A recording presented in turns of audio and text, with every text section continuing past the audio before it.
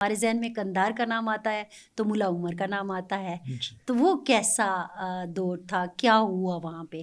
ملا عمر بذات خود بڑا ایک نیک آدمی تھا اور بہت بڑا اسٹرکٹ قسم کا ایڈمنسٹریٹر تھا. وہ کبھی بھی اسلامی شاعر پر کمپرومائز نہیں کرتا تھا. بڑا مضبوط ایمان کا آدمی تھا اور پاکستان سے بہت محبت کرتا تھا. پاکستان کا تھا اس لیے پاکستان سے محبت کرتا تھا. فیملی بھی ادھر تھی اور اس کو پتہ تھا کہ ان کو وہاں تک پہنچانے میں پاکستان کا کافی ہاتھ تھا, تو اس وجہ سے وہ پاکستان کا بہت زیادہ. سر ایک ریٹائرڈ آرمی آفیسر ہیں, ان سے میں کسی وقت انٹرویو کر رہی تھی تو انہوں نے مجھے ایک قصہ سنایا کہ ایک شخص تھا اور وہ درخت کے نیچے بیٹھ کے درس دیا کرتا تھا اور لوگ اس کو بڑا مانتے تھے اور بہت سارے جرگے بھی لوگوں کے کیا کرتا تھا. اور پھر ہمیں پتہ چلا کہ اس پہ تو لوگ بڑا ایمان کی حد تک اعتماد کرتے ہیں, تو ہم نے کہا کہ چلیں اس شخص کو آزما لیتے ہیں. ایسا ہی کچھ تھا. ویسے خیر میں نے تو اس کو خود دیکھا ہوا ہے, بڑا مضبوط ایمان کا مالک تھا, پاکستان سے محبت کرتا تھا.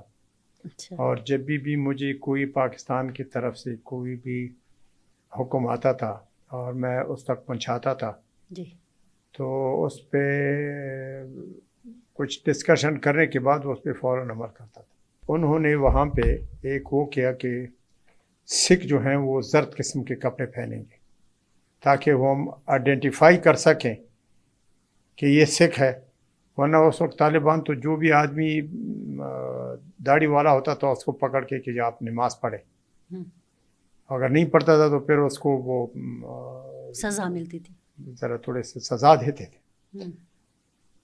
تو میں نے اس سے مجھے گورنمنٹ کی طرف سے ہے کہ اس سے طالبان کی بڑی بدنامی ہوگی انٹرنیشنلی اور یہ ساری دنیا اس کے مخالف ہو جائے گی, تو کوئی ایسا طریقہ نکال دیں کہ ان کے جو قمیصیں ہیں ان میں ایک یلو بٹن لگا دیں بجائے اس کے کہ یہ سارے یلو کپڑے پہن لیں, تاکہ ان کا وقار بھی مجروح نہ ہو اور جو آئیڈینٹیفیکیشن کا مسئلہ ہے وہ بھی ہو جائے.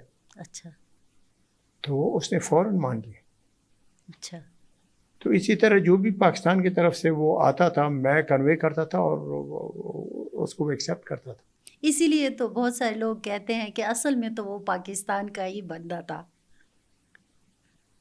خیر دیکھو افغانستان کے لوگوں کو ہر ایک آدمی کو اپنے ملک سے محبت ہوتی ہے. اچھا. اور کی فیملی اور جتنی ایون اشرف غنی کی اور کرزئی کی سب کی فیملیز تو پاکستان میں رہی ہیں.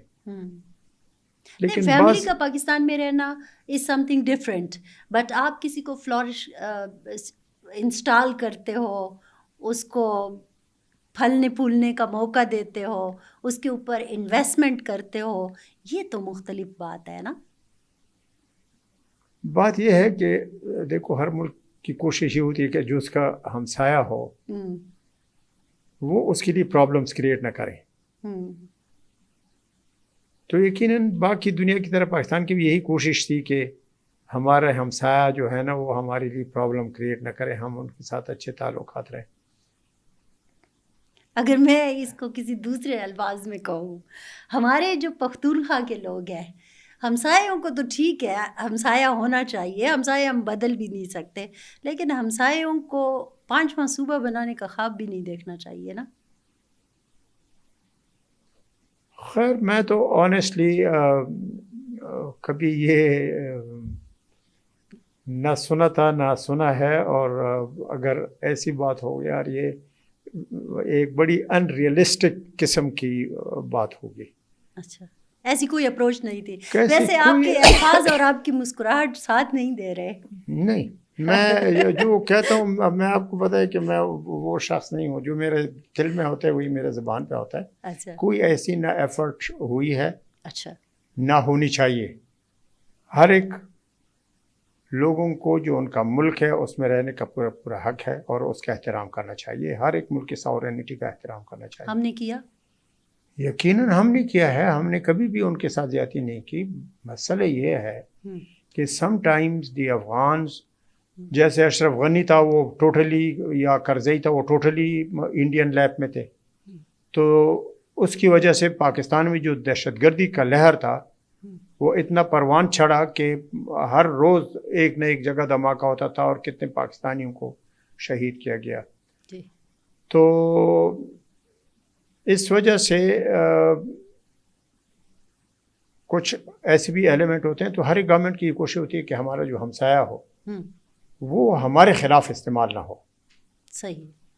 تو اس کے لیے پاکستان ڈفرینٹ اسٹیجز پہ کوشش کرتا رہا ہے. لیکن میرا اپنا، یہ میں کوئی اس کے لیے نہیں کہہ رہا ہوں، لیکن میرا اپنا ایمان ہے کہ یہ جو ہمارے اب فیلڈ مارشل بن گئے ہیں، فیلڈ مارشل عاصم منیر صاحب، یا جو D G I S I ہیں اس وقت کے، یا جو پریزنٹ گورنمنٹ ہے، یہ ان کا یہی سوچ ہے جو میں بتا رہا ہوں کہ افغانستان کی ساورینٹی کا احترام بھی کیا جائے، but at the same time ان کو یہ بتایا جائے کہ ان کے ملک کو ہمارے خلاف جو ہے دہشت گردی کے لیے استعمال نہ ہو جائے.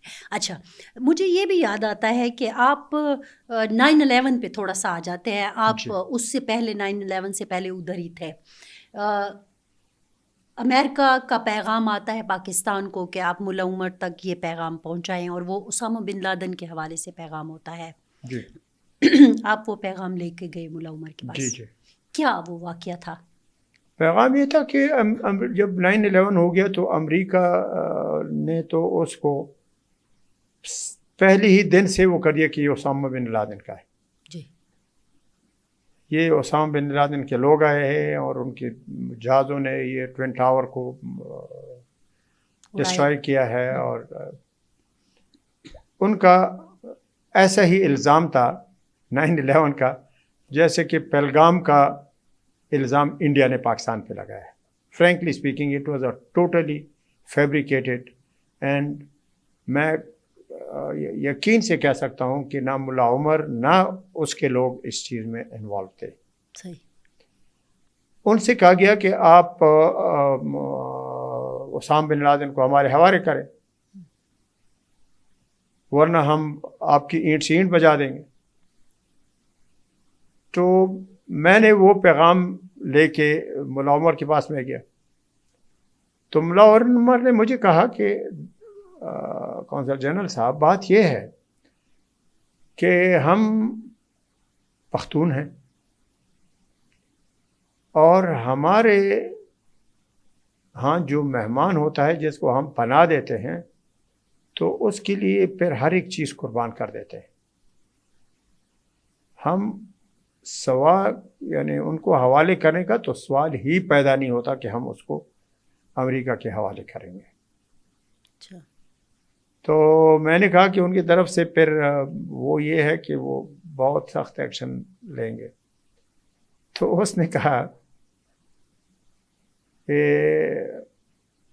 عمر خان صاحب، اگر ایک آدمی بیڈ پر سو رہا ہو تو آپ اس کو بیڈ سے تو نیچے گرا سکتے ہیں، لیکن اگر ایک آدمی پہلے ہی سے فرش پہ ہو تو آپ اس کو کیا گرائیں گے؟ ہمارے ساتھ امریکہ کیا کرے؟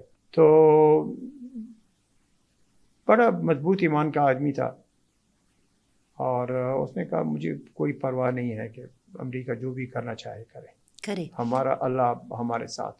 اور پھر آپ اپنا قونصل خانہ بند کر کے اس کے بعد پھر ہمیں، چونکہ جب امریکہ نے اٹیک کرنا تھا اور پھر مشرف صاحب نے ان کے لینڈ فورسز کو بھی اجازت دی، ان کے ساتھ انٹیلیجنس شیئرنگ بھی کی امریکنز کے ساتھ، تو اس کے بعد پھر طالبان کافی ناراض ہو گئے.